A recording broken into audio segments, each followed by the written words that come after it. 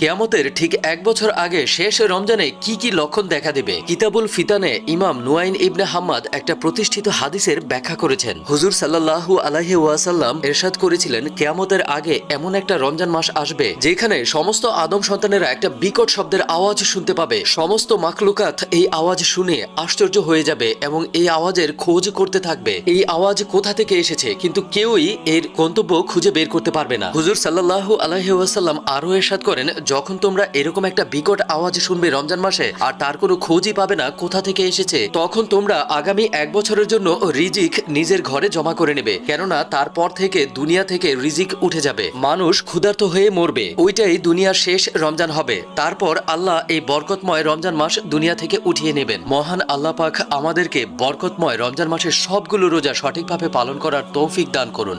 আমিন।